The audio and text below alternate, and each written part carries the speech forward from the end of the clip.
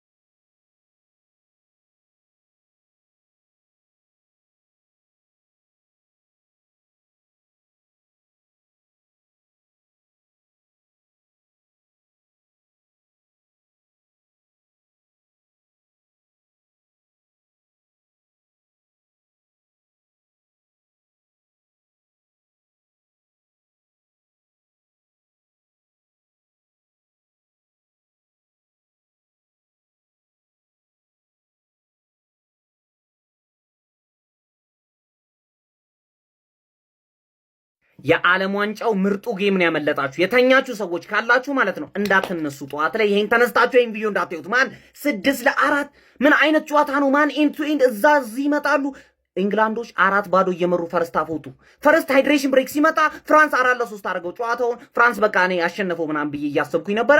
ቤሊንጋም ተቀይሮ ገባ ማለት ነው። የፈጠነ ፔናልቲ ያገኙ። ከዛ እንግላንድ መልሶ 5 አደረጉት። ዴምቤሌ ቀረቀረ።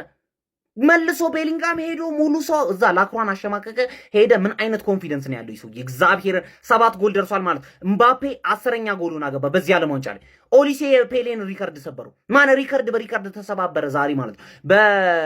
ለሶስተኛ በሚደረግ ጨዋታ ላይ እንደዚህ ያክል ጎል ገብቶ አያውቅም ኢን ዘ ሂስትሪ ኦፍ ወርልድ ካፕ ማለት 10 ጎል ምን አይነት ጨዋታ ነው? እግዚአብሔር የተኛችሁ ሰዎች አመልጣችኋል። ሳካ ሃትሪክ ሰራ። ማን ምን አይነት ጨዋታ ነው ያየ ነው? በጣም የሚያምር ጨዋታ ገብታችኋል። ይሄ ጨዋታ ፋይናል ቢሆን ኖሮ ወይኔ ጉዴ! ምን አይነት ጨዋታ ነው? የተኛችሁ ሰዎች እግዚአብሔርን በጣም ነው ያመለጣችሁ። ምን አይነት ጨዋታ ነው? በለው ጨዋታ ምን ብዬህ ነበረ? ገና ላይን አፑን አይቼማ እንግሊዝ ፈርስት ሃፍ 4 ሰከንድ ሃፍ 2 ፍራንስ ደግሞ ሰከንድ ሃፍ እንዳለ ኤምባፔ 2 ጎል አረደለ 6-4 ማን 10 ጎል። እኔ 9 ጎል ነበር 5-4 ነበር የገመትኩት። ኢማጂን 8 ሰዓት ድረስ ቁጭ ብለህ ይሄን ጨዋታ ያየው ሰውዬ ኦሬዲ በጨዋታ ረክታል። አሁን ነገ ምናልባት ውግም ላለ ጨዋታ ተዘጋጅታል። ይሄን ጨዋታ ያላየ ሰውዬ ደግሞ ማኑ በቃ ባጭሩ ከላይን አፕ ቪዲዮ ጀምሮ እያየ ተዝናና ነው ምን። ምክንያቱም ማኑ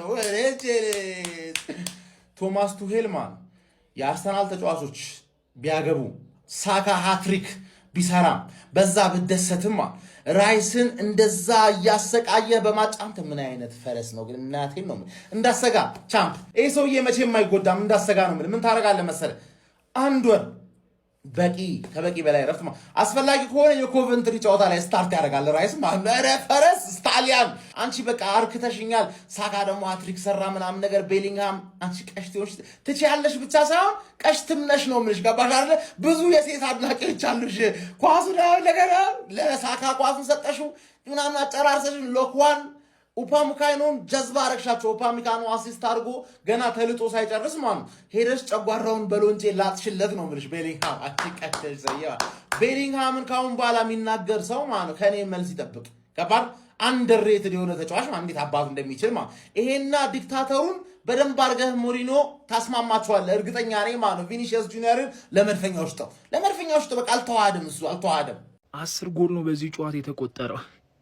ለሶስተኝነት ደረጃ የተደረገው ጨዋታ ላይ እንግላንድና ፍራንስ ባረጉት ላይ እንግዲህ 10 ጎል አስቆጥሯል። ሳካ ሃትሪክ ሰራ ሳካ ለአርጀንቲናው ጨዋታ ቤንች የነበረው ተጫዋች ሃትሪክ ሰራ። ኪሊያን 2 ጎል አስቆጥሯል። ከዛ በተጨማሪ ደግሞ ኪሊያን የምንጊዜው ከፍተኛው ጎል አስቆጣሪ ሆኗል በዓለም ዋንጫውና ይሄ ለራሱ ታሪክ ነው የሰራው። እንግዲህ ሳካም ሃትሪክ ቀላል አይደለም። በዓለም ዋንጫው የሚገራረሙ ሪከርዶች ነው በዚህኛው ጨዋታ ላይ የተመዘገበው። ማይክል ኦሊሴም እንግዲህ የምንጊዜም ከፍተኛ አሲስት አድራጊ ሆኗል በዓለም ዋንጫው። እንግዲህ በአንድ ቶርናመንት 7 አሲስቶችን ማድረግ ችሏል። ፔሌ 6 ነበር፣ እሱን ተረክቦት አሁን እንግዲህ 7 አድርጓል። ይሄ ጨዋታ በጣም ክሬዚ ነበረ። ኢንግላንድ 4-0 ስመራ ነበር። ከዛ በኋላ ነው 3 ጎል ተቆጥሮባት 4-3 ሆነ። 5ኛው ጎል አስቆጠረች። ከዛ 4ኛው ጎል አስቆጠሩ። 6ኛ የገባውና የሚገርም ጨዋታ ነበረ። ይሄ ፍጻሜ ቢሆን አሪፍ ነበር። ፍጻሜ ቢሆን ያምራል፣ ግን ያበረ ጨዋታ ነበር።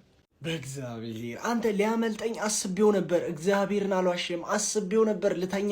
10 ጎል ያለው ጨዋታ 6 ላ እኔ የዓለማችን ልበለው ምን ልበለው ምርጡን ካምባክ ልናይ 4-0 ፈርስት ሃፍ ኢንግላንድ መርቶ ሰከንድ ሃፍ 4 አቻ ልናይ ፍራንስ ደረሰ ስንል ኢንግላንድ ያርቋል። ይኸውላችሁ 4-3 ደርሰው 5-3 ሆኖ ዴምቤሌ 94ኛ ላይ ምናምን 5-4 አድርጎት ፍራንስ በቃ ኢንግላንድ ላይ የሚገርም ጫና ፕሬስ እያደረጓቸው ምናምን አቻ ለማድረግ ማለት ነው። ቤሊንጋም ሄዶ እዚህ ወርልድ ካፕ ላይ ግን በቃ ሻይን የሚያደርገው ተጫዋች ብዛቱ ቤሊንጋም ብቻውን ይዞ ሄዶ ዘርሮ ቀስ ብሎ ልባቸውን ስብር የሚያደርጉል ውትፍ ረበስ ሜሲ ከዚህ በኋላ ወፍ ነገ ሃትሪክ ሰርቶ ካላባላቸው በስተቀር ምባፔ ዛሬ 2 ጎል አግብቶ ጎልደን ቡቱን ጠረግ በጣም የሚለይ ጨዋታ እግዚአብሔርን ፋይናሉንም ነገ እንዲያርግልን። መቼም ግን እንደዚህ አይነት የሰርድ ፕሌስ ጨዋታ አናይ።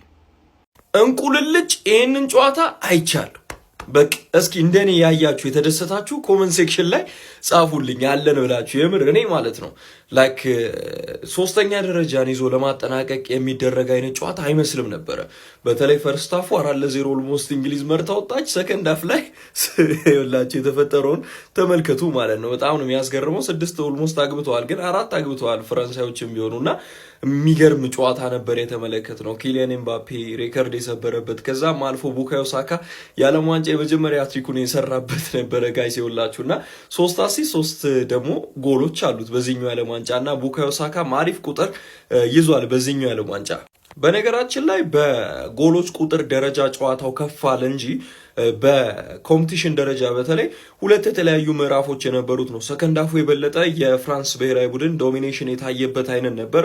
ፈርስት ሃፍ ደግሞ እንግሊዝ የተለያየ ምዕራፍ ነበረው እንጂ በኢንቴንሲቲ ደረጃ በጣም የጋለ በጣም እንዲጭፍጭፍ ምናምን የሚያስብል ባይሆንም ግን የጎሎቹ ቁጥር በዛ ላይ ደግሞ ሲቆጠሩበት የነበረው ሞመንት የመጨረሻ ደቂቃ ላይ ጁድ ቤሊንጋም ያስቆጠረው ጎል እያንዳንዱ የሆነ ሚኒንግ አለው እና በጣም የሚያስደስት የ3ኛ ደረጃ ቦታ ለመያዝ የተደረገ ፍጥጫ ነበር በዓለም ዋንጫው።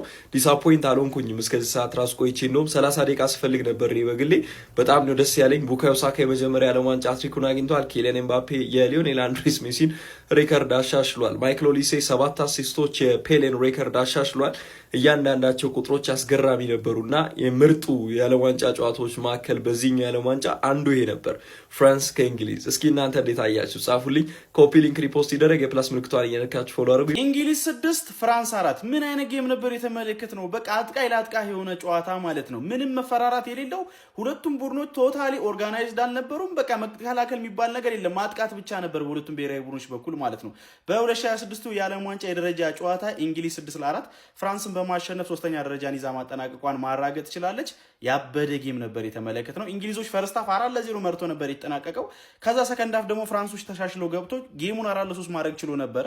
አካታትለው ጎሎችን አስቆጥሮ ማለት ነው። ታዲያ 1 ጎል በሚቀራቸው ሰዓት ላይ ማቻ ለመሆን ጉስቶ ጥፋት ሰርቶ እንግሊዞች በፔናልቲ በድጋሚ በቡካዮ ሳካ አማካኝነት አስቆጥሮ 5-4 ማድረግ ችሎ ነበር። በድጋሚ ተስፋ የሚሰጥ ጎል ዴምቤሌ 96ኛው ደቂቃ ላይ አስቆጥሮ የነበረ ቢሆንም 5-4 አድርጓቸው የነበረ ቢሆንም በድጋሚ ነገር ግን እንግሊዞች በጁድ ቤሊንጋም አማካኝነት በድጋሚ ጎል አስቆጥሮ ጌሙን 6-4 ማሸነፍ ችሏል። በዚህ ጨዋታ ላይ ቡካዮ ሳካ ሃትሪክ መስራት የቻለ ሲሆን ሌሎች እንግሊዝ ጎሎችን ደግሞ ማስቆጠር የቻሉት ተጫዋች ዴክላን ራይስ እንዲሁም ኮንሳና ጁድ ቤሊንግሃም ነበሩ። ኪሊያን ምባፔም 2 ጎሎችን ለፍራንስ ማስቆጠር የቻለ ሲሆን በዓለም ዋንጫ ታሪክም 2 ጎሎችን በማስቆጠር የምንጊዜም ከፍተኛ ጎል አስቆጣሪ መሆን ችሏል ማለት ነው። ከዚህ በተጨማሪም በዚህ ጨዋታ ላይ ኦስማን ዴምቤሌም ጎል ማስቆጠር ችሎ ነበረ። ሌላውም ደግሞ የፍራንስ ጎል ማስቆጠር የቻሉት ተጫዋች ብራድሊ ባርኮላ ነበረ።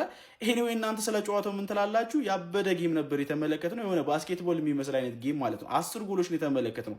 ፈርስት ሃፍ ማዝናኝ ነበር፣ ሰከንድ ሃፍ ማዝናኝ ነበረ። በቃ የሚገራርሙ ሙከራዎች፣ የሚገራርሙ ጎሎችን ነበር የተመለከትነው በጨዋታው ላይ። ግን ያው እንደ አንድ ይሄ በጣም ሲሪየስ የሆነ እግር ኳስ እንደሚወድ ሰው ማለት ነው ቶታሊ ሁለቱም ቡድኖች በጣም የደከመ ስትራክቸር ነበራቸው። በጣም የደከመ ማለት ነው። ያው የጌሙ ትርጉም ዝቅ ያለ መሆኑን የሚያሳይ ይመስለኛል። ፍሬንድሊ ጌም ነው የሚመስለው የተጫወቱበት መንገድ ማለት ነው። ስለ ጨዋታ ላችሁን ሀሳብ አጋሩኝ። የፕላስ ምልክቱ መጫ እንዳትረሱ።